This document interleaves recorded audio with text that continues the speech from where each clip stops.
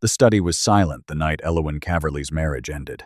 Frost crawled across the tall windows of Blackmere Manor, while wind howled through the northern cliffs beyond the estate walls. Inside the private study, firelight painted long shadows across shelves filled with leather-bound ledgers and unopened correspondence. The scent of cold whiskey and dying embers lingered in the heavy air. Duke Theron Ashworth stood behind his mahogany desk with both hands pressed flat against the surface, his jaw tight, his dark eyes fixed somewhere beyond the frosted glass. He did not turn when the door opened. Elowyn entered quietly, still wearing her evening gown from the dinner she had spent 3 days organizing for his political associates. Pearl earrings rested against her neck, while exhaustion weighed visibly beneath her eyes. She had smiled through 5 hours of conversation that evening, without anyone once asking how she felt. "You wish to speak with me." Her voice remained steady despite the strange tension filling the room. Theron did not move for several seconds. Then he exhaled slowly and spoke without turning around. The physicians confirmed their findings again this morning. Elowyn felt cold air press against her chest before he even finished. "We have discussed this, Theron. Your sister will give me an heir." 5 words. 5 words cracked through the silence of that study like fractures splitting slowly through frozen glass. Elowyn stopped breathing. Her fingers curled against the fabric of her gown while the fire popped softly beside them. For a long moment, she simply stared at the back of her husband's head, waiting for him to correct himself, to say something further, to turn around and tell her he had spoken carelessly. He did none of those things. "Jessamine has already agreed," he continued, his voice flat. "The arrangement will remain private until a child is confirmed." Something enormous collapsed quietly inside Elowyn's chest. Not violently, not loudly, the way a cathedral might crumble from within while its walls still appeared perfectly intact from the outside. She stood motionless for what felt like hours but lasted only seconds. Then, without trembling, without raising her voice, without allowing a single tear to reach her face, Elowyn slowly pulled the sapphire ring from her left hand. The ring Theron had placed there himself 2 years earlier beside the lake at Thornhaven, while the last amber light of September faded across the water, and he spoke words she had never expected to hear again, after everything the world had taken from her. She set it gently on the edge of his desk. The soft click of stone against wood was the only sound between them. Then she turned and walked out of the study without looking back.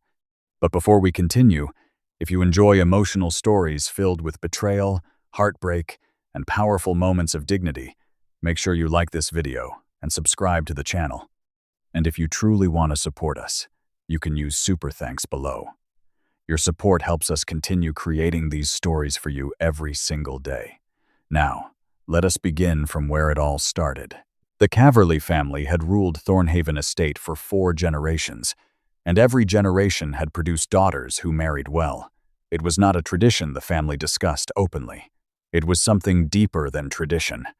It was the unspoken architecture holding the entire household together, the single measure by which every daughter's worth was calculated before she was old enough to understand the weight being placed on her shoulders. Lord Osric Caverly governed his estate the way a banker governs a vault. Every asset counted, every alliance weighed. Every daughter evaluated not by what she thought or felt or dreamed, but by whom she could attract, and what that attraction could deliver to the family name. Elowyn was the eldest of 3 sisters, and by every visible measure, she should have been the family's greatest source of pride. She managed household accounts with precision that impressed even the estate solicitors. She remembered the names and children of every tenant farmer across 7 villages. She organized quarterly charity collections for the parish, supervised renovations to the East Wing when the roof timbers began failing, and personally ensured that aging servants received full pensions when Lord Osric would have quietly dismissed them without compensation. The estate functioned as smoothly as it did largely because Elowyn worked behind it constantly. None of that mattered to her family. What mattered was that by 28 years old, Elowyn remained unmarried. Lady Venetia Caverly never said the word disappointment aloud. She did not need to. Disappointment lived in the silence that followed whenever someone mentioned Elowyn's age during social gatherings. It lived in the way her mother adjusted flower arrangements rather than meet her eyes when visitors asked polite questions about future engagements. It lived in the quiet sigh Lady Venetia released each time another invitation arrived, celebrating some younger woman's wedding. Jessamine, the middle sister, had been considered the beauty of the family since childhood. Where Eowyn carried herself with quiet composure, Jessamine moved through rooms like weather changing. Her laughter filled spaces before she entered them. Her copper hair caught candlelight in ways that made older women remember their youth with bitterness. By 23, she had already refused 2 proposals simply because neither suitor possessed enough wealth to satisfy her ambitions. Nobody criticized her for waiting. Beauty purchased patience that plainness never could. Rosalind, the youngest at 19, possessed neither Eowyn's steadiness nor Jessamine's radiance, but she had inherited her father's instinct for calculation. She watched everything carefully, spoke with rehearsed sweetness, and understood before either of her sisters that the family's affection was a currency, distributed according to usefulness. She aligned herself with whichever sister held the most power at any given moment, and currently that meant Jessamine. During weekly dinners at Thornhaven, the seating arrangement told the entire story without a single word being spoken. Lord Osric sat at the head of the table beneath the enormous portrait of his grandfather. Lady Venetia sat opposite him, monitoring conversations with the precision of someone conducting a performance. Jessamine sat to their father's right, the position of favor, while Rosalind sat beside their mother, absorbing every lesson in social maneuvering offered through glances and whispered corrections. Eowyn sat at the far end, closest to the kitchen corridor, a position that conveniently allowed her to coordinate with servants throughout the meal. Nobody had asked her to sit there originally. She had simply drifted toward usefulness over the years, and the family had let the drift continue until it became permanent. Guests visiting Thornhaven occasionally mistook her for the estate's head housekeeper. The first time it happened, Eowyn corrected the error politely. The second time, she simply poured the tea without comment. By the 5th or 6th occasion, she had stopped counting. Sunday mornings were the worst. After church services at the village chapel, families gathered outside beneath the old oak trees, while children chased each other across the graveyard paths. Women clustered in small circles, exchanging news about engagements, pregnancies, and upcoming society events. Eowyn stood among them carrying the same composed smile she had worn since girlhood, answering the same careful questions with the same practiced grace. "And your sisters, Miss Caverly? Any news we should be expecting?" The older women always asked about her sisters first now. The question itself had shifted over the years, sliding away from Eowyn as though her own prospects had quietly expired without formal announcement. "Jessamine is considering several invitations this season," Eowyn replied warmly. The women nodded with bright interest before turning back toward younger conversations. Eowyn adjusted her gloves and walked toward the carriage alone. At home, the reminders continued. Lady Venetia had begun redecorating Eowyn's bedroom with simpler furnishings, quietly redistributing the finer pieces toward Jessamine's chambers. The silk curtains Eowyn had chosen years earlier were replaced with plainer cotton. The writing desk where she managed estate correspondence was moved to a smaller room near the servants' stairs. Each change arrived without explanation, and each explanation, had one been offered, would have carried the same quiet message. "You are becoming less important here." Lord Osric's dismissals were colder but less frequent. He simply stopped including Eowyn in conversations about the family's future. During evening discussions about potential alliances, property dealings, or social strategies, he addressed Jessamine and occasionally Rosalind, while Eowyn sat nearby, close enough to hear everything but never once invited to contribute. Once, during an autumn dinner with visiting investors, Lord Osric introduced his daughters to the table. "My daughter Jessamine, the pride of Thornhaven, and young Rosalind, already showing remarkable poise for her age." He paused long enough for the silence to answer the obvious question. Then he reached for his wine glass and changed the subject. Eowyn continued eating without expression. She had learned years ago that showing pain in this household only created more of it. The afternoons Eowyn spent managing Thornhaven's charitable obligations were the only hours she felt genuinely needed. Every quarter, she organized food collections for the poorest families across the estate's tenant villages, personally loading wagons with sacks of grain, preserved meats, woolen blankets, and bundles of firewood cut from the estate's woodland. She kept a small leather notebook listing every family by name, the ages of their children, and any particular needs she had noticed during previous visits. Old Margot Fenwick, a widow living alone in a crumbling stone cottage near the northern boundary, suffered from worsening blindness. Elowyn arranged for a local girl to visit 3 times weekly, paid quietly from her own small allowance, to read letters aloud and help with cooking. When the cottage roof began leaking during autumn storms, Elowyn requested repairs through the estate office. Lord Osric denied the expense as unnecessary. Elowyn paid the carpenter herself and told no one. The Brennick family, tenants farming 40 acres of difficult hillside soil, had nearly lost their youngest son to fever the previous winter. Elowyn had driven through freezing rain to deliver medicine from the village apothecary after the family could not afford the journey themselves. She sat beside the boy's bed for 3 hours, pressing cool cloths against his forehead while his terrified mother wept in the next room. The child survived.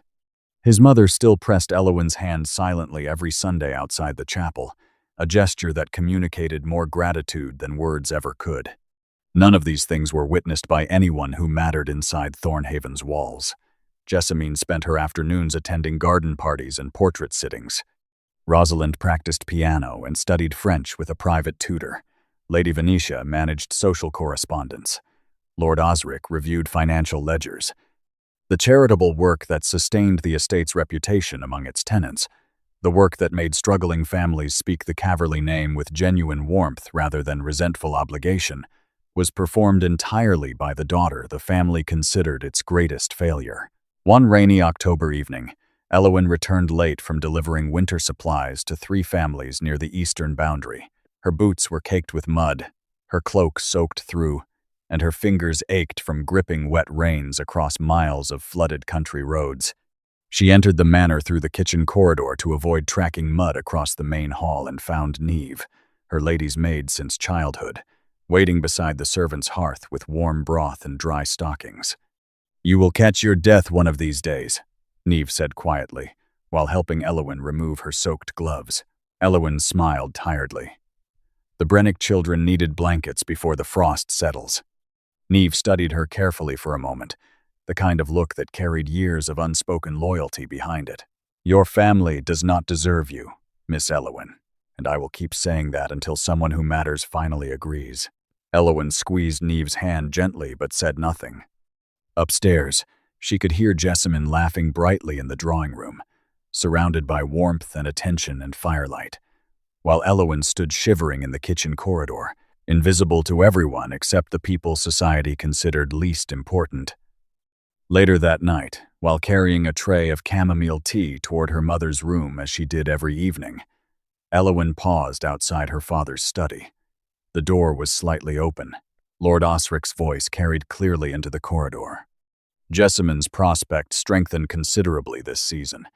If the connections I have been cultivating bear fruit, our position improves beyond anything I had projected." "And Elowyn?" Lady Venetia asked from somewhere inside the room. A pause followed. Elowyn pressed her back against the corridor wall, the tray trembling almost imperceptibly in her hands. "Elowyn is useful here. Let us leave it at that. Useful, not valued, not loved, not worth mentioning beyond her function. Useful, the way a well-maintained piece of furniture is useful, the way a reliable clock is useful. Something you keep because it serves a purpose, not because it matters."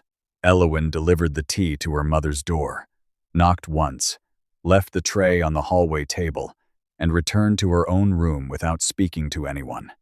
She sat on the edge of her bed in the darkness for a very long time, listening to rain strike the windows while the house settled into comfortable silence around her.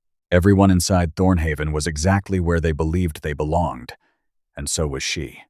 The autumn of 1847 brought the Thornhaven Harvest Celebration, an annual gathering Lord Osric had expanded over the years from a modest estate tradition into one of the most anticipated social events across 3 counties.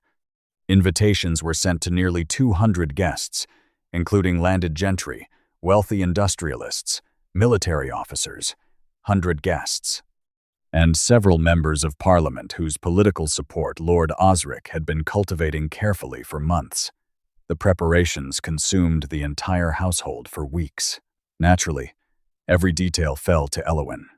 She coordinated deliveries of imported wines from a merchant in Bristol, supervised the construction of temporary dining pavilions across the South Lawn, arranged overnight accommodation for 30 visiting families, managed seating placements that required memorizing the political alliances and personal grudges between dozens of guests she had never met, and resolved a near disaster when the florist delivering 200 arrangements of late-blooming dahlias and white chrysanthemums sent half the order to the wrong estate. Elowyn tracked the missing flowers through 3 separate couriers and had them redirected to Thornhaven by sunrise the following morning. During those same weeks, Jessamine attended 2 dress fittings in London and spent an entire afternoon debating whether her gloves should be ivory or champagne. Rosalind practiced a piano recital she planned to perform for guests during the evening program. The morning of the celebration, Elowyn had been awake since before dawn. Dark circles pressed beneath her eyes while her hands carried small cuts from arranging wire-stemmed flowers without gloves. She was adjusting the final table settings inside the main pavilion when Jessamine appeared at the entrance, glowing in pale rose silk with her copper hair pinned beneath a crown of tiny pearls. Jessamine surveyed the decorated space with mild interest, then turned toward Elowyn. The candles on the western tables are uneven. Guests arriving from that direction will notice immediately. Elowyn glanced at the candles. They were perfectly level, but she adjusted them anyway, without responding. By late afternoon, carriages began arriving in steady procession along the gravel drive. Women in embroidered gowns and fur-trimmed cloaks descended from polished coaches, while gentlemen in dark coats and tall hats greeted Lord Osric with firm handshakes and rehearsed compliments. The pavilion smelled of roasted venison, buttered parsnips, baked apples glazed with honey, fresh bread still warm from the ovens, and enormous pots of spiced cider steaming gently beside silver ladles. Musicians played waltzes from a raised platform draped in autumn garlands, while children chased each other between the decorated columns. Elowyn moved through the gathering like a current beneath the surface of calm water. She resolved a seating dispute between 2 feuding families before either party realized they had been separated. She discreetly replaced a cracked serving dish before guests noticed the damage. She calmed a young kitchen boy who had burned himself carrying a pot of hot cider and wrapped his hand carefully while speaking quietly enough to stop his crying before anyone important heard. Nobody thanked her. Nobody noticed. The celebration simply worked, and because it worked, everyone assumed it had organized itself. Midway through the evening, a distinguished older gentleman approached Elowyn while she arranged replacement candles near the western pavilion. "Pardon me, miss. Could you fetch another bottle of the Bordeaux? The table near the fountain appears to have run dry." Elowyn recognized him as Lord Pemberton, a longtime associate of her father who had visited Thornhaven at least a dozen times over the years. He had met her as a child. He had danced with her at a Christmas gathering when she was 20. He did not recognize her now. "Of course, my lord," Elowyn replied, and retrieved the wine without correcting him. Niamh witnessed the exchange from across the pavilion. Her jaw tightened visibly, but she said nothing. There was nothing left to say about a wound that reopened so regularly, it no longer fully closed. During dinner, Lord Osric rose to address the gathered guests with a crystal glass raised high. Thornhaven has always represented the finest values of English society: hard work, loyalty, and the enduring strength of family. Tonight I am proud to share that my daughter Jessamine has received a formal courtship proposal from Sir Gideon Hale of Ashbrook Hall. Applause filled the pavilion immediately. Jessamine smiled radiantly beside her mother while Rosalind clapped with calculated enthusiasm. Guests raised glasses toward the family table with warm congratulations. Lord Osric continued proudly. "Sir Gideon represents precisely the kind of alliance that secures a family's legacy for generations." Not once during the speech did he glance toward Elowyn. She sat at the far end of the table, still holding the napkin she had been using to quietly clean a wine stain from the tablecloth before the toast began. A woman seated nearby leaned toward her companion and whispered just loudly enough for Elowyn to hear. "Is that the eldest? The one who never married?" Elowyn kept her eyes on her plate. After dinner, as guests moved toward the dancing pavilion, Jessamine intercepted Elowyn near the corridor between the kitchen tents. "You should change before the dancing begins.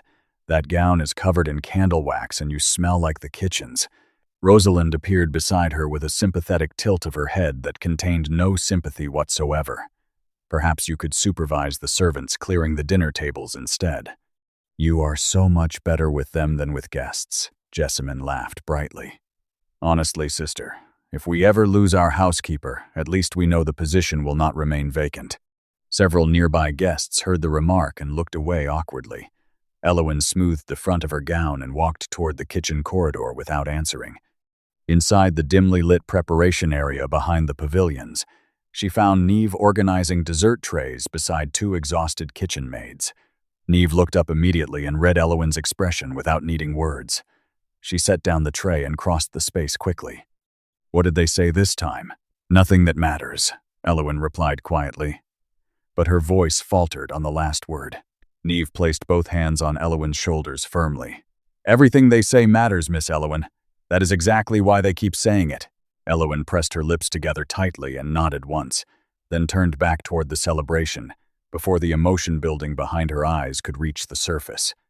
Later that evening, long after the final guests had departed and the musicians had packed their instruments into dark carriages, Elowyn sat alone inside the cold kitchen, scrubbing wine stains from the linen tablecloths herself because the servants had been dismissed early. Her hands were raw and red beneath the lamplight.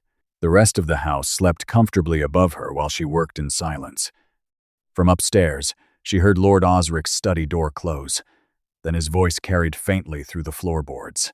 "Sir Gideon is expected to formalize the engagement before Christmas. If the terms are favorable, Jessamine will secure our strongest alliance in 20 years. "And the eldest?" Lady Venetia's voice replied carefully. A familiar pause followed. "Elowyn may remain useful here for now.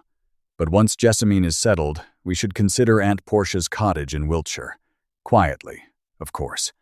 The questions people ask become more damaging the longer she remains visible." The scrubbing brush stopped moving in Elowyn's hand. She stared at the wet linen spread across the table, breathing very slowly, while the house above her discussed her removal as casually as one might discuss relocating an inconvenient piece of furniture to a storage room nobody visits. She did not cry that night. She had stopped allowing herself that relief months ago. Instead, she finished the linens, folded them neatly, placed them in the cupboard, extinguished the lamp, and climbed the stairs to her small room at the far end of the corridor. She lay in the dark and listened to the silence until morning. There had been a time before the silence.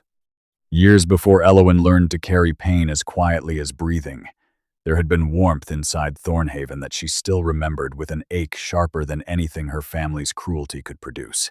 At 21, she had been someone almost entirely different.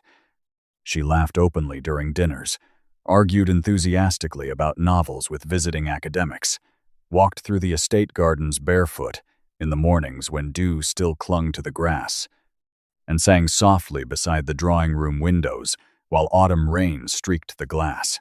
Her voice was not remarkable by any trained standard, but it carried a warmth that made servants pause in the corridors to listen. Lord Osric had been less severe then. Lady Venetia still permitted herself occasional tenderness. Jessamine and Rosalind were still young enough that rivalry had not yet hardened into habit. The family was not happy, exactly, but they were functional, and within that fragile functionality, Elowyn had found just enough space to believe her life might contain something beyond usefulness. Then Emery Wren arrived at Thornhaven. He came as a guest of Professor Alderton, a botanist Lord Osric had invited to assess whether a portion of the estate's northern woodland could be converted profitably into managed timber. Emery served as the professor's research assistant, a quiet, thoughtful man with dark eyes and ink-stained fingers, who carried notebooks filled with detailed drawings of plant specimens and handwritten observations about soil composition. He was not wealthy. He possessed no title, no estate, no political connections. What he possessed was a gentleness so steady that it changed the temperature of any room he occupied. Their first conversation happened almost accidentally. Elowyn had been arranging books in the library when Emery entered looking for a botanical reference.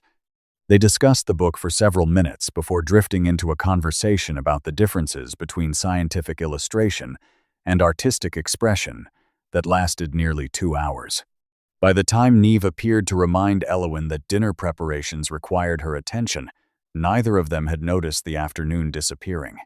Over the following weeks, the conversations continued. Morning walks through the woodland, where Emery pointed out species of fern and lichen that Elowyn had never noticed, despite walking those paths her entire life. Afternoons in the library, where he read aloud from naturalist journals while she sketched flowers she had pressed between the pages of old books. Evenings beside the drawing room fire, where they debated quietly about philosophy, about whether beauty existed independently of observation, about whether people could truly change or merely learn to hide themselves more effectively. Emery never complimented Elowyn's appearance the way other men did, carefully and conditionally, as though beauty were a credential being evaluated during an interview. Instead, he told her once, while they sat beneath the oak tree near the lake, that she listened to the world more carefully than anyone he had ever known. "You hear things other people walk past," he said. "That matters more than anything society measures." Elowyn felt something shift inside her chest that afternoon. A door she had not realized was closed, opened slowly, and warmth poured through it. For 3 months, Thornhaven felt different. Neve noticed before anyone else. "You have been smiling before breakfast," the maid observed one morning while fastening Elowyn's dress. "That has not happened in years." Elowyn blushed and changed the subject, but the happiness was impossible to hide. It lived in her posture, in the brightness returning to her voice, in the way she hummed melodies while walking through the corridors. Lord Osric discovered the attachment on a cold November evening. He entered the library without warning and found Elowyn seated beside Emery near the fireplace, their heads bent close together over a botanical sketch Emery had drawn of a wildflower they had found that morning near the river. Nothing improper had occurred, but the intimacy of the scene, the closeness, the quiet laughter, the obvious affection filling the space between them, told Lord Osric everything he needed to know. The confrontation happened within the hour. "You will end this immediately," Lord Osric commanded inside his study, his voice low but carrying the weight of absolute authority. "Father, he is a good man.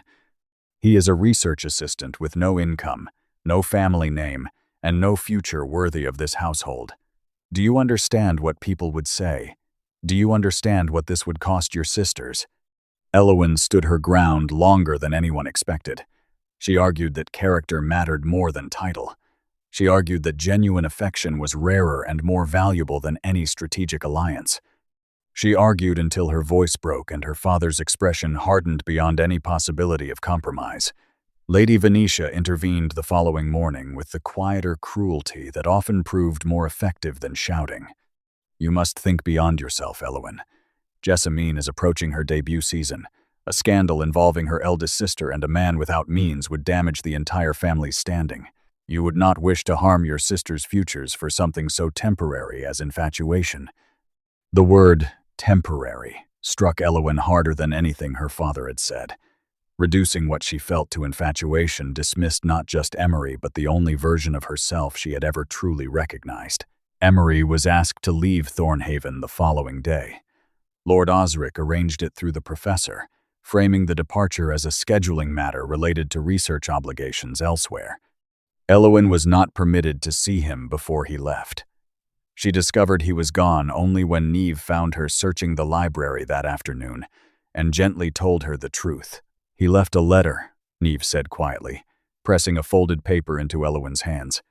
The letter was short. Emery's handwriting, usually so precise and steady, trembled across the page. "I did not leave willingly. I will find a position, establish something real, and return for you properly. Wait for me, please." Elowyn kept the letter inside her pillowcase for 4 months, reading it each night before sleeping. She imagined him working somewhere distant, building a life solid enough to withstand her father's objections. She imagined the day his carriage would appear again on the Thornhaven Drive, and the look on Lord Osric's face when Emery presented himself as a man who had earned the right to stand beside her. She imagined these things because they were all she had, and because imagining them was the only thing keeping her from understanding what she already suspected. Then, a second letter arrived. Not from Emery, from Professor Alderton. Emery had contracted typhoid fever while conducting fieldwork in a remote marshland region. He had been ill for several weeks before anyone realized the severity. By the time proper medical attention reached him, it was too late. He died in a small boarding house far from anyone who loved him, with his notebooks stacked neatly beside his bed and a half-finished letter to Elowin resting on the writing desk. The professor enclosed the unfinished letter with his own. Emery's final words to her stopped mid-sentence. The last line read simply, "When I return to Thornhaven, the first thing I will." The ink trailed off, where his hand had lost the strength to continue. Neve was the one who found Elowin that evening. She was sitting on the floor of her bedroom beside the window, holding both letters in her hands, completely still. Her face was dry. Her breathing was even, but something behind her eyes had closed permanently. She did not cry for 3 days. When she finally did, it happened at night, alone, pressed against her pillow so that no one in the house would hear. She cried until her ribs ached and her throat burned, and exhaustion pulled her into a sleep that felt nothing like rest. When she emerged from her room on the 4th day, she was quieter, slower, more careful with every word and gesture, as though she had realized that the world would take anything she loved openly, and she must therefore love nothing where it could be seen. The young woman who sang beside windows and argued about novels and walked barefoot through morning gardens disappeared so gradually that most people inside Thornhaven never noticed exactly when she left. Neve noticed. Neve always noticed. But even she could not reach the place where Elowin had hidden herself. The season following the harvest celebration brought Sir Gideon Hale to Thornhaven with increasing regularity, and with each visit, the household's excitement grew more insufferable. Gideon was tall, conventionally handsome, and possessed the kind of effortless social confidence that made drawing rooms feel smaller and more important whenever he entered. He spoke about his estate at Ashbrook Hall with casual pride, mentioned his London club memberships frequently, and complimented Jessamine with the practiced ease of a man who understood exactly how flattery operated as currency. Lord Osric treated each visit like a diplomatic summit. The finest wines were uncorked hours before Gideon's carriage appeared on the drive. Fresh flowers filled every room he might enter. Cook prepared elaborate meals featuring dishes Lord Osric had quietly researched as Gideon's favorites. The entire manor performed wealth and refinement with the desperate precision of a theater company staging its most important production. Jessamine played her role flawlessly. She laughed at Gideon's stories with perfectly calibrated delight. Not too loudly, not too softly, always with her chin tilted at an angle that caught candlelight across her cheekbones. She asked questions about his horses, his political opinions, and his family's history with the kind of breathless interest that made men feel simultaneously admired and powerful. Gideon responded to this performance exactly as intended. But Elowin noticed things nobody else seemed willing to see. During a February dinner, she observed Gideon speaking sharply to a young footman who had poured wine slightly too slowly. The words were quiet enough that only those seated nearby could hear, but the contempt in his voice was unmistakable. The footman's hands trembled for the remainder of the evening. On another occasion, while passing the drawing room, Elowin overheard Gideon discussing a tenant dispute with Lord Osric. A farming family on the Ashbrook estate had fallen behind on rent after a poor harvest. Gideon's solution was immediate eviction. "Sentiment toward tenants only encourages dependency," he remarked casually while swirling brandy in his glass. Lord Osric nodded approvingly. Elowin said nothing. Observations from the eldest unmarried daughter carried no weight inside Thornhaven. Jessamine's engagement was formalized in early March during a private dinner attended by both families. The diamond ring Gideon presented was enormous. A cushion-cut stone surrounded by smaller emeralds that Jessamine displayed to every visitor for weeks afterward as though it were a military decoration earned through extraordinary valor. Rosalind, meanwhile, had begun positioning herself with quiet, strategic precision. She attached herself to Lady Venetia's social planning with new enthusiasm, volunteering to manage guest lists and correspondence in ways that placed her name alongside her mother's, in the awareness of every influential family across the county. She had also begun exchanging letters with the younger brother of a viscount, a connection she cultivated with patience that belied her age. Rosalind understood that Jessamine's engagement created opportunity. While attention focused on the middle sister's triumph, the youngest could maneuver unobserved. Yet neither sister's carefully constructed future was as secure as it appeared. Eowyn discovered the first crack accidentally. One afternoon, while organizing the household ledgers in her father's study, she found a letter Gideon had written to Lord Osric that had been carelessly left inside a financial folder. The letter discussed Jessamine's dowry in terms so transactional they read more like a livestock purchase agreement than a marriage arrangement. Gideon listed specific financial expectations, property transfer conditions, and a clause requesting that a portion of the Caverly estate's annual income be redirected to support renovations at Ashbrook Hall. The letter mentioned Jessamine's name exactly once. It mentioned money 14 times. Eowyn placed the letter back exactly where she found it and said nothing. She had learned years ago that warnings delivered by the family disappointment were never received as concern. They were received as jealousy. The second crack appeared weeks later. Rosalind's carefully hidden correspondence with the Viscount's brother was discovered not by the family but by a gossiping housemaid who mentioned it casually to Neve. When Neve told Eowyn, the details were troubling. The young man had a reputation among London society for accumulating debts he charmed others into paying. His letters to Rosalind were filled with flattery so excessive it bordered on performance, and he had already begun asking indirect questions about the Caverly family's financial position. Rosalind was being courted for her future inheritance, not for herself. She simply could not see it yet. Eowyn considered warning both sisters privately. She spent an entire evening composing what she might say, how she might present the evidence gently enough to be heard rather than dismissed. Then she remembered every previous attempt she had made to contribute something meaningful inside this household, and the silence that always followed.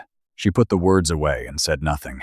The engagement celebration for Jessamine was scheduled for the first week of April, and the preparations dwarfed everything the harvest celebration had required.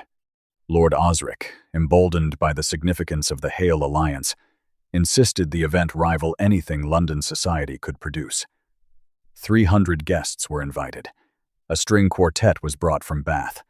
The ballroom was redecorated entirely with imported silk panels, crystal centerpieces, and an enormous ice sculpture commissioned from an artist in Edinburgh. The cost was staggering, but Lord Osric considered it an investment in the family's permanent ascent. Every detail of the preparation, once again, fell to Eowyn, and once again, the woman doing the work was the woman the celebration was designed to make invisible. The name Theron Ashworth carried weight across England, the way an approaching storm carries pressure. People felt it before they saw it. Drawing rooms quieted when his name entered conversations. Politicians adjusted their positions carefully after learning where he stood on any issue. Bankers who managed the accounts of England's wealthiest families spoke about the Ashworth fortune in tones reserved for forces of nature rather than personal wealth.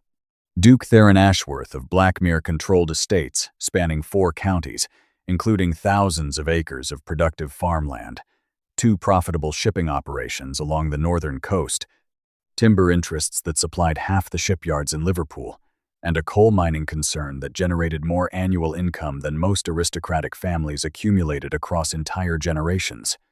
His influence inside Parliament operated not through the loud maneuvering of ambitious politicians, but through the quiet power of a man whose financial support could build or destroy political careers with a single conversation. At 35 years old, he was considered the most eligible and the most unapproachable man in England. Blackmere Manor itself reflected its owner completely. The enormous estate sat atop dark granite cliffs overlooking the North Sea, its stone walls weathered by salt wind and centuries of coastal storms. Inside, silence dominated the way sound dominates in ordinary homes. Servants moved through vast corridors with deliberate quiet, speaking only when addressed.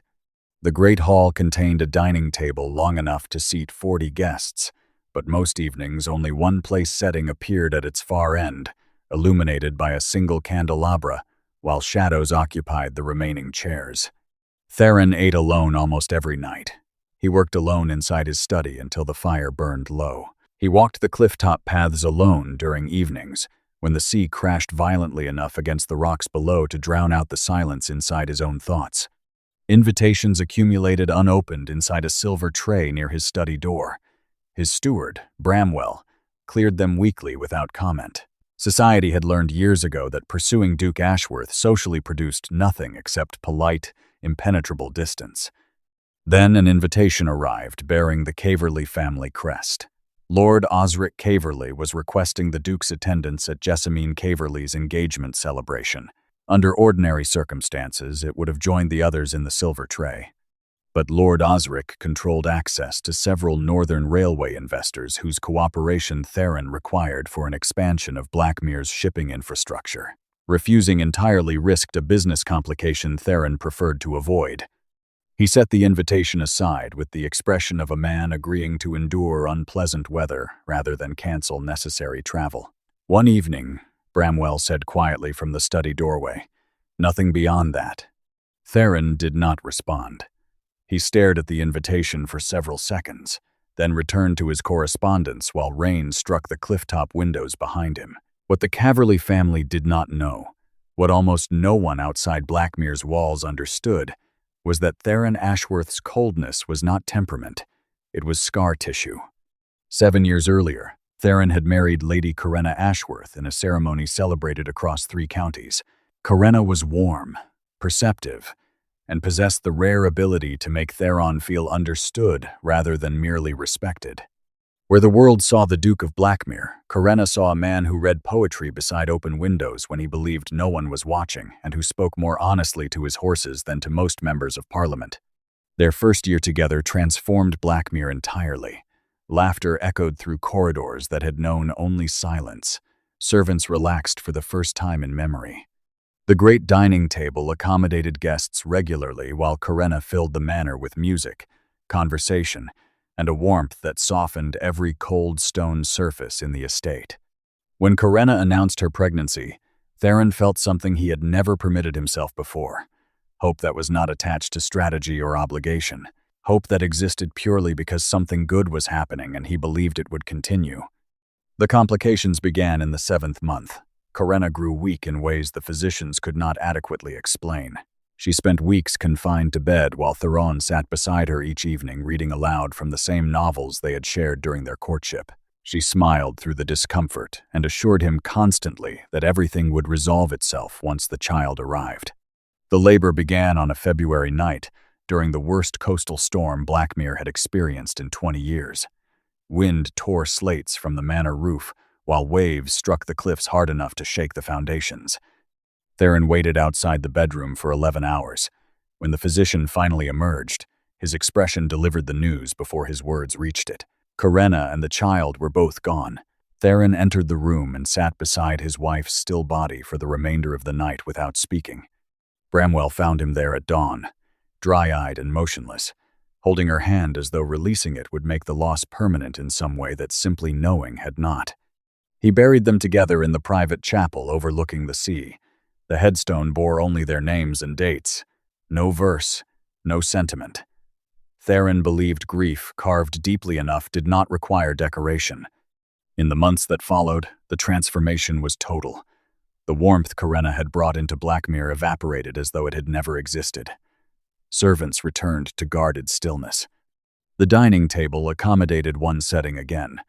Theron buried himself inside work with the single-mindedness of a man using exhaustion as medication. Society interpreted his withdrawal as coldness and responded accordingly. Ambitious mothers continued presenting daughters at every opportunity, convinced that wealth of this magnitude would eventually override personal grief. Young women performed charm and beauty before him with desperate precision, laughing too brightly, complimenting too eagerly. touching his arm with calculated casualness that Theron registered and dismissed with equal speed. He was not interested in beauty performed for his benefit.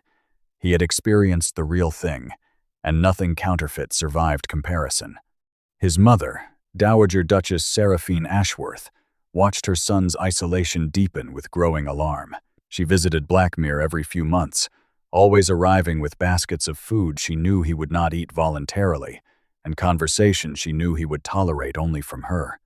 During one visit, she sat across from him in the study while a February storm rattled the windows. "Karenna would not have wanted this for you." Theron continued reviewing shipping documents without looking up. "You do not know what she would have wanted. I know she loved you, and I know she would not have wanted her death to become the last thing you ever felt." The pen in Theron's hand paused against the paper. For several seconds, he remained perfectly still. Then he resumed writing. Seraphine watched him with the patient grief of a mother who understood that her son's walls were built from materials she could not dismantle with words alone. She left Blackmere the following morning, knowing that something beyond conversation would be required to reach him. She simply did not know what. The night of Jessamine Caverly's engagement celebration arrived beneath heavy spring rain that turned the Thornhaven grounds into a shimmering landscape of wet grass and reflected lantern light. Carriages lined the drive for nearly a quarter mile, while servants hurried beneath umbrellas guiding guests toward the entrance. Inside, the ballroom blazed with hundreds of candles reflected across crystal and polished silver. The scent of roasted lamb, honeyed carrots, fresh bread, sugared pastries, and warm spiced wine saturated the air, while the string quartet from Bath played elegant waltzes beneath garlands of white roses and trailing ivy. Jessamine occupied the center of every room she entered. Her engagement gown, pale champagne silk with delicate gold embroidery across the bodice, caught candlelight with every movement. Sir Gideon stood beside her, looking satisfied in the specific way of a man who believed he had negotiated a favorable transaction. Lord Osric circulated among guests with an energy Elowyn had not seen from her father in years, introducing Gideon to every influential person in attendance, as though presenting a trophy recently acquired at considerable expense. Elowyn stood near the musicians, adjusting a table arrangement that had shifted during the earlier rush of arrivals. She wore a dark gray gown she had owned for 3 years, the only formal dress remaining in her wardrobe after Lady Venetia's quiet redistribution of finer clothing toward Jessamine's chambers. Her hair was pinned simply. She wore no jewelry. Then the ballroom doors opened, and everything changed. Duke Theron Ashworth entered Thornhaven the way silence enters a room after a window breaks. Every conversation within 20 feet of the entrance faltered. Women straightened instinctively. Men adjusted their posture. Even the musicians hesitated briefly before continuing. He wore black from collar to boot, unadorned except for a single silver watch chain visible against his dark waistcoat. His expression carried nothing. Not warmth, not hostility, not interest.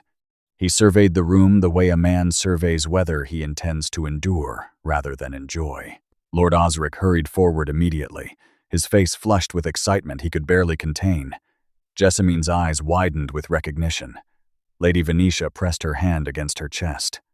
Even Rosalind, usually composed beyond her years, stared openly. The wealthiest duke in England was standing inside their ballroom. Within minutes, the social architecture of the entire evening rearranged itself around Theron's presence. Women positioned themselves along his probable path through the room. Mothers whispered urgent instructions to daughters. Jessamine adjusted her posture and smiled with renewed intensity, clearly calculating whether the Duke's attendance represented an opportunity even larger than Sir Gideon. Theron greeted Lord Osric with brief courtesy, answered several guests' questions with polite economy, and declined 2 invitations to dance within his first 10 minutes inside the ballroom. He accepted a glass of wine he did not intend to drink and positioned himself near the tall windows overlooking the rain-soaked gardens, observing the celebration with detached patience. Then something happened near the dining tables. Sir Gideon had been speaking loudly to a group of gentlemen about a recent horse auction when a serving girl, no older than 15, accidentally brushed his elbow while reaching to refill a water pitcher. A small amount of water splashed across the cuff of his jacket. Gideon turned sharply. His voice dropped low but carried clearly to anyone standing nearby. "Watch yourself, girl, or I will have you removed from this household before the evening ends." The girl froze, her face draining of color. The water pitcher trembled dangerously in her hands. Several guests nearby looked away uncomfortably while Gideon adjusted his cuff with visible irritation. Before the girl could stammer an apology, Elowen appeared beside her. She placed one steady hand against the girl's arm and spoke quietly enough that only those immediately nearby could hear. "You are fine. Take the pitcher to the kitchen. I will bring fresh water myself." The girl nodded gratefully and retreated quickly. Elowen picked up a clean cloth from the serving station and turned toward Gideon with composed politeness. "I apologize for the disruption, Sir Gideon. May I offer a fresh napkin for your cuff?" Her tone carried no fear, no subservience, and no confrontation. It carried something rarer, complete self-possession in a moment where most people would have either cowered or bristled. Gideon waved her away dismissively. Elowen returned to the serving area without changing her expression. Across the ballroom, Theron had watched the entire scene without moving. His wineglass remained untouched in his hand. Something shifted behind his eyes, barely perceptible, like the first crack appearing in ice that has been frozen for years. For the next hour, he found himself watching Elowen, not with the evaluating gaze he directed at business associates or the guarded distance he maintained toward women who pursued him. He watched her with something closer to recognition. He noticed her refilling glasses that servants had missed. He noticed her quietly redirecting a confused elderly guest toward the correct corridor. He noticed her calming a flustered musician whose sheet music had scattered across the damp floor, kneeling to help gather the pages without hesitation, while guests in silk gowns stepped carefully around them both. He noticed the way every servant she interacted with relaxed visibly, as though her presence alone communicated safety. Most importantly, he noticed that not a single member of her own family acknowledged her existence the entire evening. Jessamine laughed brilliantly at the center of every conversation, while her eldest sister worked invisibly around the edges. Lord Osric presented his younger daughters to every guest of importance, while Elowen stood unintroduced beside the serving tables. The contrast was so stark, so habitual, that it clearly represented years of practiced exclusion rather than a single evening's oversight. During a pause in the music, Theron set down his untouched wine and crossed the ballroom. The movement was unhurried but deliberate, and because every person in the room had been tracking his position all evening, the trajectory of his walk drew immediate attention. He passed Jessamine without glancing at her. He passed Lady Venetia without acknowledgement. He walked directly toward the woman, standing alone near the serving tables wearing a 3-year-old gray gown and no jewelry. "Miss Caverly." Elowen looked up, clearly uncertain whether he was addressing her or someone nearby. She glanced briefly over her shoulder before realizing there was no one else. "I understand you manage the charitable collections for this estate." The question was so unexpected that Elowen blinked before answering. "I do, Your Grace. Though it is not something most guests notice or inquire about. I notice what people do when they believe no one important is watching." The sentence landed between them with weight neither of them had anticipated. Elowen held his gaze for several seconds without looking away, and in that brief exchange, something passed between them that the surrounding ballroom could not access or understand. It was not romance. It was not attraction in the way society measured such things. It was the quiet shock of encountering a familiar language in a foreign country. "Tell me about the families you visit," Theron said. It was not a request made from politeness. It was not the kind of question designed to fill silence before moving to a more interesting conversation partner. He was asking because he wanted to know. Elowen recognized the difference immediately because so few people in her life had ever demonstrated it. She spoke for nearly 20 minutes. She described the Brennick family and the boy who nearly died. She described old Margot Fenwick and the leaking roof Lord Osric refused to repair. She described walking country roads in freezing rain to deliver medicine and blankets to families who had no other source of help. She spoke without self-pity and without seeking admiration. She spoke the way someone describes work they consider simply necessary. Theron listened without interrupting once. When she finished, he was quiet for a long moment. "You are nothing like anyone else in this room," he said finally. Across the ballroom, Jessamine's smile had disappeared entirely. Lord Osric stared openly with an expression caught between confusion and desperate recalculation. Lady Venetia gripped the edge of her chair until her knuckles whitened. The Duke of Blackmere was speaking to the wrong daughter, and he showed no intention of stopping. The weeks following Jessamine's engagement celebration produced a sequence of events that nobody inside Thornhaven could have predicted, and nobody outside it could stop discussing. Duke Theron Ashworth requested permission to call upon the Caverly household. Lord Osric granted it immediately, assuming the Duke's interest centered on either business matters or, more hopefully, Jessamine. The first visit disabused him of both assumptions within 15 minutes. Theron arrived, greeted Lord Osric with brief courtesy, declined tea with Lady Venetia, and asked whether Miss Elowyn Caverly might be available for a walk through the estate grounds. The silence that followed lasted long enough to hear the clock ticking in the entrance hall. The walks became weekly, then twice weekly. Theron and Elowyn covered miles of Thornhaven's countryside paths discussing subjects that would have bewildered anyone expecting aristocratic courtship rituals. They discussed estate management philosophy. They debated whether charitable obligation was genuine compassion or merely guilt dressed in better clothing. They argued about whether solitude was a choice or a defense, and neither conceded the point. They spoke about loss carefully, circling around the subject the way travelers approach a landscape they recognize but are not yet ready to enter fully. Neither pressed the other for details before they were offered.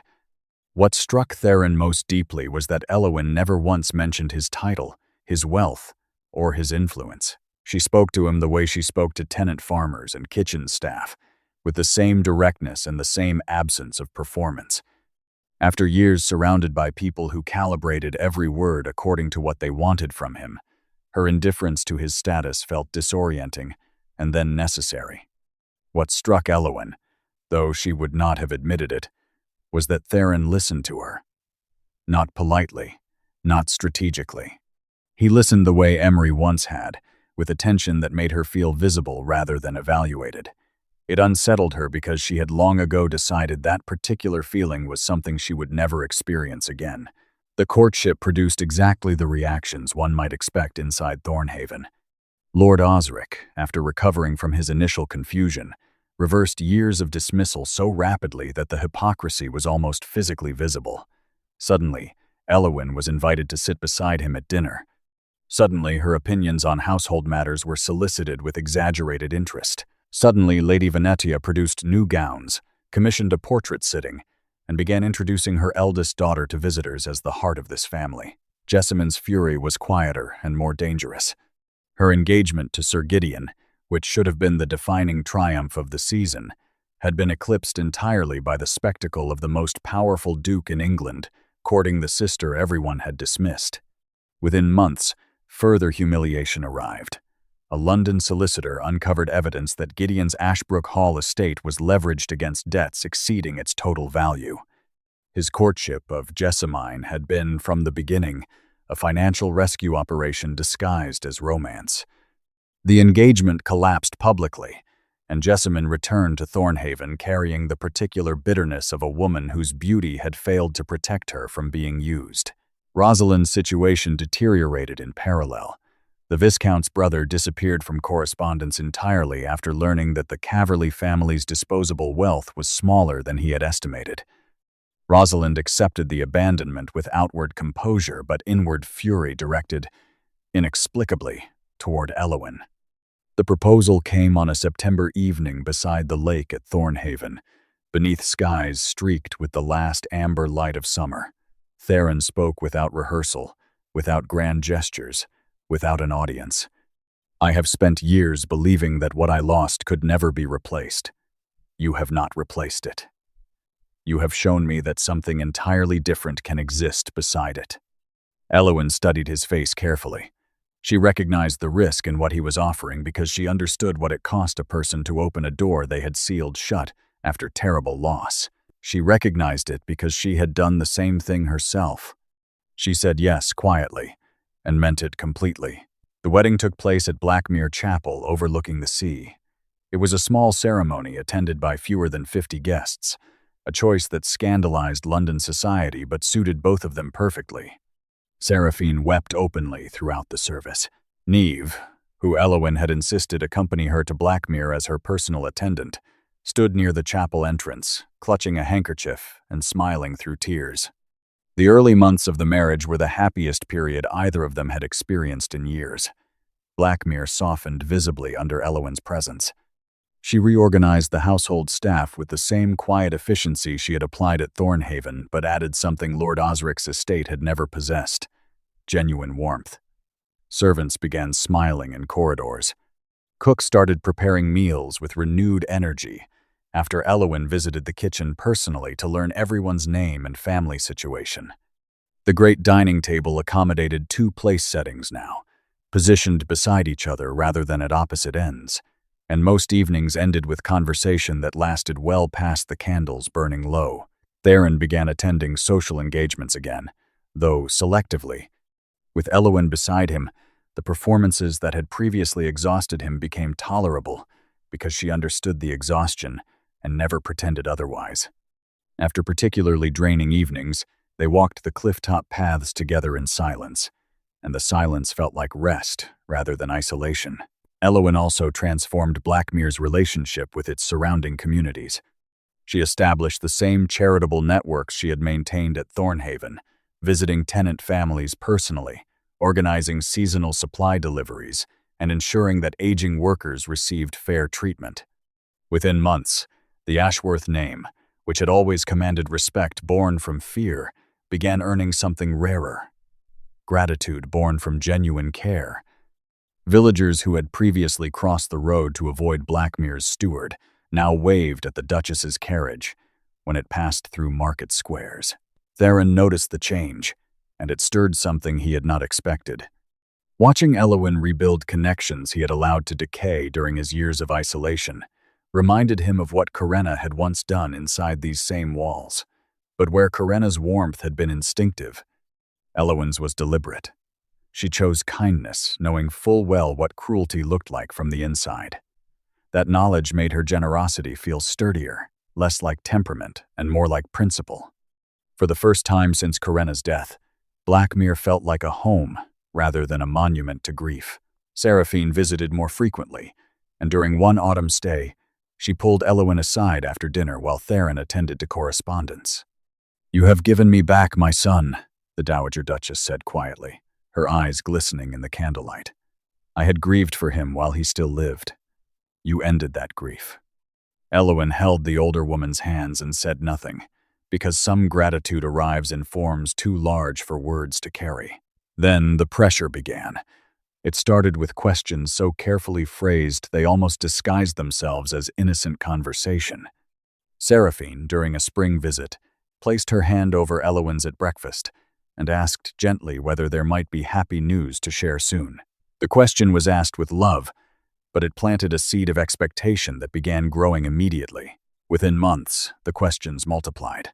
Lord Osric's letters to Theron mentioned legacy and continuation with increasing frequency.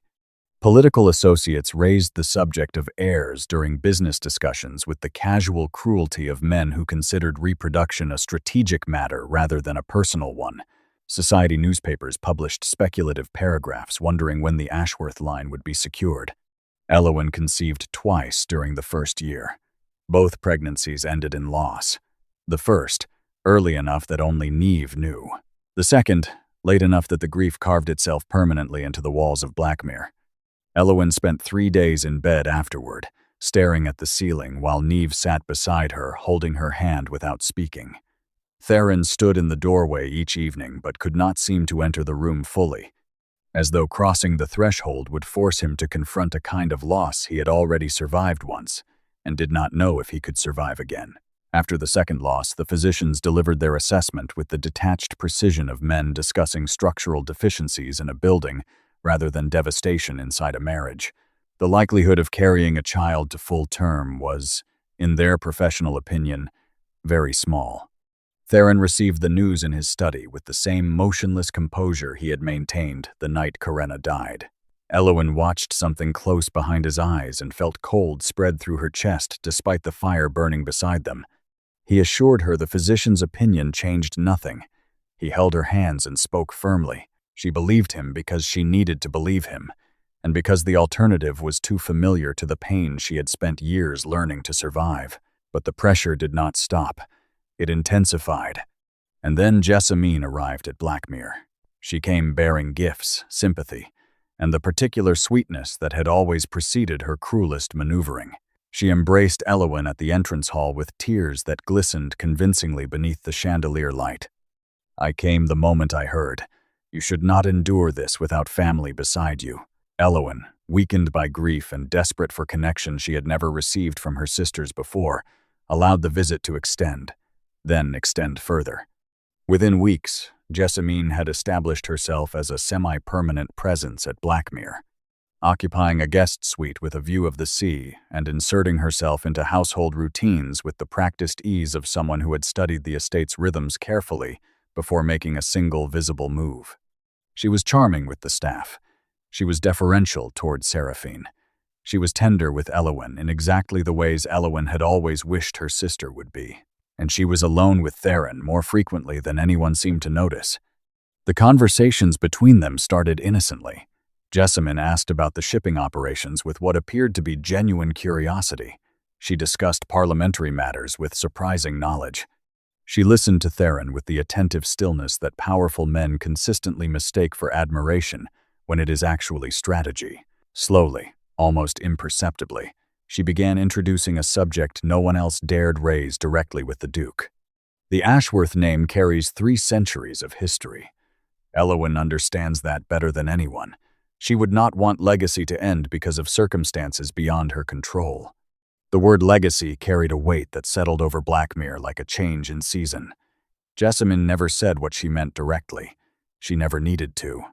She simply ensured the question remained present inside every conversation, every silence, every room Theron entered. She mentioned it beside the fireplace during afternoon tea. She referenced it casually during supper when discussing parliamentary families who had secured their futures through strategic arrangements. She planted the idea so consistently and so subtly that Theron began thinking about it as though the thought had originated inside his own mind, rather than being placed there by careful, patient hands. One evening, Elowen passed the drawing room and heard Jessamine speaking to Theron in a tone so gentle it bordered on tenderness. "You carry too much responsibility alone, Your Grace. Elowen worries about burdening you. She told me so herself. She would never ask you to sacrifice the Ashworth legacy for her sake. She loves you too deeply for that." The manipulation was exquisite. Every word positioned Jessamine as Elowen's advocate, while slowly undermining the marriage from within. Every sentence expressed concern for Elowen while making Theron feel that choosing legacy over his wife was somehow an act of love rather than betrayal. Elowen stood outside the door long enough to hear her sister's voice soften further before she walked away. Her hands were steady, her breathing was even. But something inside her had begun preparing for an ending she could feel, approaching the way animals sense storms before the sky changes.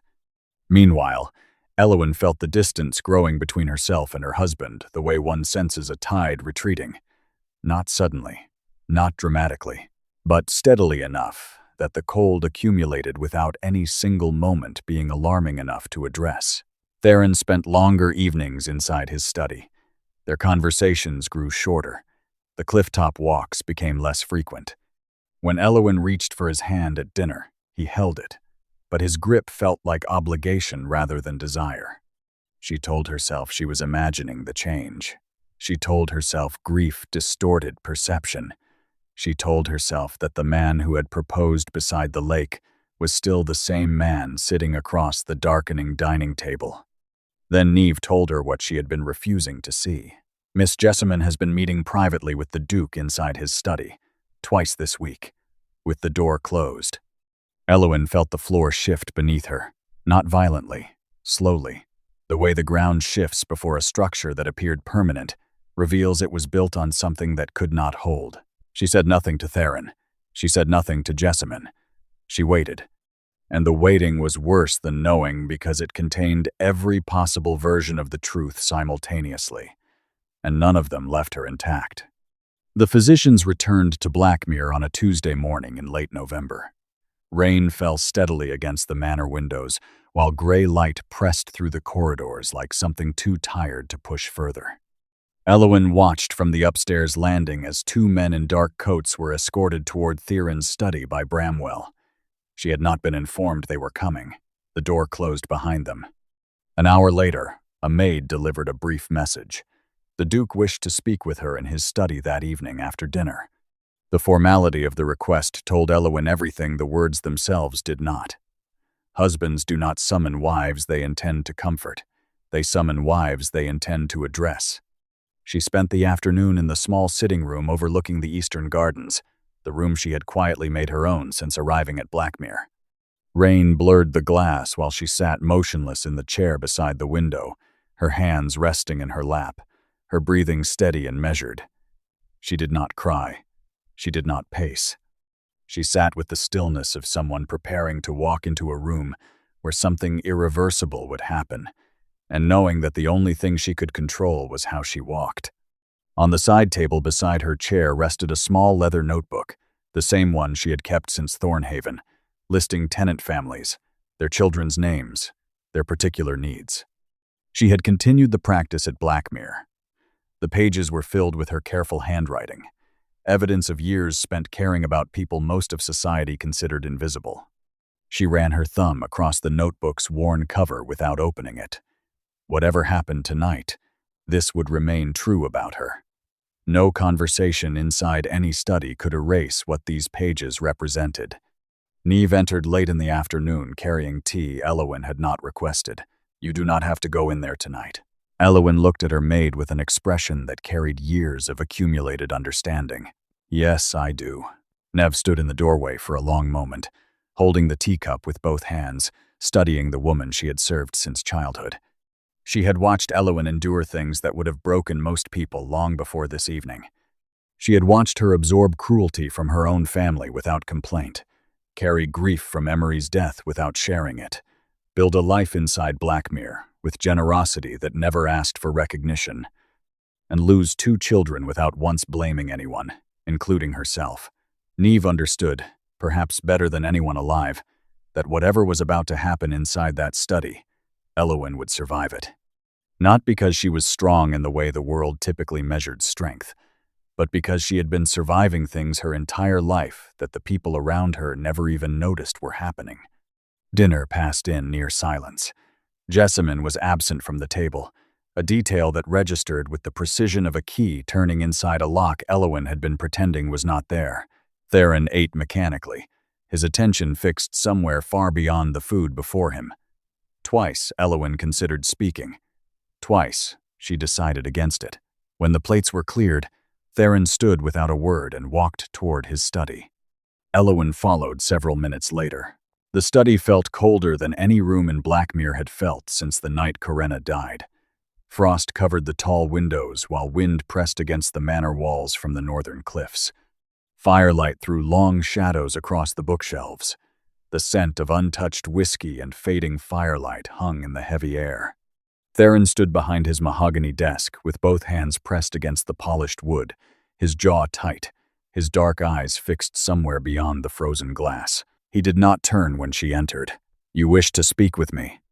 He exhaled slowly. The sound carried weight far beyond breathing. The physicians confirmed their findings again this morning. Elwyn felt cold air press against her chest. "We have discussed this, Theron." The silence that followed lasted long enough for the fire to pop twice beside them. Then he spoke the words that ended everything. "Your sister will give me an heir." They landed the same way they had landed in the opening of this story, like fractures splitting through frozen glass. But now, they carried the full weight of everything behind them. Every year of being dismissed inside Thornhaven, every moment of invisible labor performed without recognition, every cruelty absorbed without complaint, the loss of Emery, the grief of 2 children who never arrived, the careful, terrifying hope she had permitted herself when Theron placed a ring on her hand beside the lake and promised her something she had stopped believing existed. All of it compressed into 5 words spoken by a man who would not turn around to face her while saying them. Jessamine has already agreed. The arrangement will remain private until a child is confirmed. Elowen stood motionless in the center of the study. The fire crackled softly beside her. Wind pressed against the windows. Somewhere deep inside Blackmere, a door closed distantly, echoing through the corridors like the final note of a piece of music that would never be played again. She did not scream. She did not beg. She did not ask him to reconsider, to look at her, to remember who she was before this room reduced her to a problem requiring a solution. Instead, she did the one thing no one in her entire life had ever expected Elowen Caverly to do. She acted for herself, slowly, with hands that refused to tremble. She pulled the sapphire ring from her left hand. The ring he had placed there himself beside the lake at Thornhaven, while September light faded across the water.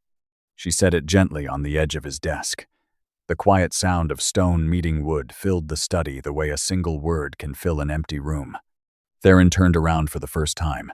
Something fractured visibly across his expression when he saw the ring resting on the desk and her bare hand at her side.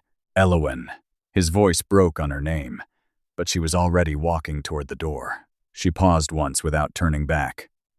I survived my family treating me as worthless. I survived losing the first man who loved me. I survived this house and everything it demanded from me. But I will not survive becoming the woman who stayed after being told she was not enough. That is the one thing I will not carry. Then she walked out of the study, down the corridor, through the entrance hall, and into the cold November rain. Niamh was waiting beside a carriage she had quietly arranged 2 hours earlier, because Niamh had always understood what was coming before Elowen permitted herself to see it. The carriage pulled away from Blackmere while rain hammered against its roof. Elowen sat inside with her hands folded in her lap, watching the enormous estate shrink behind her through the water-streaked glass. She did not look back again. Inside the study, Theron stood alone, holding the sapphire ring. The fire had burned down to ash. The room felt emptier than it had felt since the night he lost Corinna, and for the first time in 7 years, Duke Theron Ashworth understood that he had just destroyed the most valuable thing he would ever possess, and he had done it himself. The years that followed Elowen's departure from Blackmere moved slowly across England, carrying consequences that settled into the lives of everyone this story has touched. Elowen did not return to Thornhaven. She traveled instead to the small coastal village of Heartstone, where an elderly aunt on her mother's side owned a modest stone cottage overlooking the sea. The cottage was simple, windswept, and entirely her own. For the first weeks, she did very little except walk the cliffside paths and sleep more deeply than she had in years. Nev, who had refused to remain at Blackmere without her, managed the cottage with the quiet devotion she had carried since Elowen's childhood. Gradually, Elowen began doing what she had always done. She organized food collections for the poorest families in the village. She established a small fund to provide winter clothing for children whose parents worked the fishing boats. She taught reading to young women inside the village church on Wednesday afternoons. She helped a fisherman's widow navigate a property dispute with a local landowner, spending weeks researching the relevant statutes until the widow's claim was upheld. Within 2 years, she had quietly become the most respected person in Heartstone. Not because of any title or family connection, but because every person she encountered was treated with the same steady kindness she had carried her entire life. A London publisher, after hearing about her charitable work through a mutual acquaintance, invited her to write about estate reform and tenant welfare. Her essays, published under her own name, attracted attention from reformers, philanthropists, and eventually members of Parliament who had previously dismissed such concerns as sentimental. Elowen Caverly became a voice that people listened to because her words carried the authority of someone who had lived inside the systems she criticized and chose to build something better rather than simply endure them. Niamh watched this transformation with quiet satisfaction, the kind earned through decades of loyalty that never once wavered regardless of circumstance. "You are becoming the woman you always were, Miss Elowen," Niamh told her one evening while they sat beside the cottage fire. "You simply no longer have anyone preventing it." Meanwhile, every carefully constructed future surrounding her collapsed. Jessamine's arrangement with Theron produced no heir. The physicians who had examined Elowyn delivered identical findings for her sister within the year. Jessamine, who had entered Blackmere expecting triumph, found herself occupying a manor that felt like a mausoleum inhabited by a man who could barely look at her without seeing the choice that cost him everything. He spoke to her with the same polite distance he offered strangers at social gatherings. He never touched her hand across the dining table. He never walked the cliff-top paths with her. She existed inside Blackmere the way furniture exists inside a room, present and entirely without significance. She left 18 months later, carrying nothing except resentment and the belated understanding that she had destroyed her sister's marriage for a position that was never worth occupying. Rosalind's calculated maneuvering led her into a marriage with a minor landowner whose charm evaporated the moment the wedding contracts were signed. His debts consumed her dowry within 2 years. The strategic intelligence she had wielded so precisely inside Thornhaven proved worthless against a man who had studied her tactics and simply outmaneuvered them. She wrote letters to Elowyn that went unanswered for months, before a brief, kind reply arrived, inviting her to visit Heartstone if she needed rest. Lord Osric's political alliances fractured after the Ashworth connection dissolved. The railway investors Theron had once needed Lord Osric to access found alternative partnerships, and the Caverly family's influence diminished steadily until Thornhaven itself required significant financial restructuring to avoid insolvency. The estate that had once represented 4 generations of carefully maintained prestige began showing visible signs of decline. Paint peeled from the entrance columns. The south lawn went unmaintained. Servants left for better positions and were not replaced. Lady Venetia, confronted for the first time with consequences she could not manage through social performance, grew quieter with each passing season.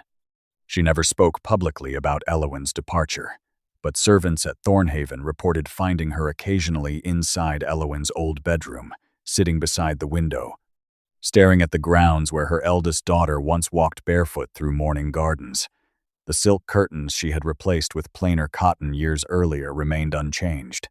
She could not bring herself to remove them now. Theron Ashworth did not remarry. He remained at Blackmere, maintaining his business operations with the same mechanical discipline he had always applied. But the estate never recovered the warmth Elowyn had brought into it. Servants returned to careful silence. The dining table accommodated one setting again. The cliff-top paths went unwalked. On his desk, beside the window overlooking the sea, the sapphire ring remained exactly where Elowyn had placed it. He never moved it.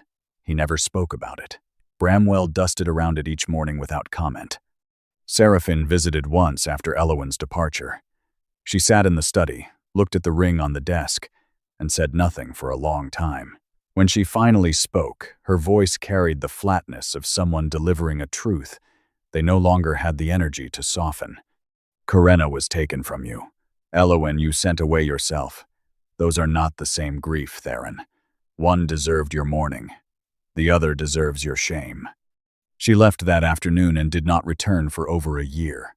When her letters arrived, they were shorter than before and carried none of the gentle prodding that had once characterized her attempts to reach her son. She had stopped trying. That absence hurt Theron more than any words she had spoken, because it meant the one person who had never given up on him had finally concluded there was nothing left to reach. 3 years after Elowyn's departure, on a January afternoon when snow covered the Heartstone cliffs, 3 carriages arrived outside her cottage. Jessamine, Rosalind, and Lady Venetia stepped out, wearing older gowns and carrying expressions weighted with exhaustion rather than pride. None of them had visited before. None of them had been invited. Elowyn received them inside the small sitting room beside the fire. Neve brought tea and warm bread without being asked.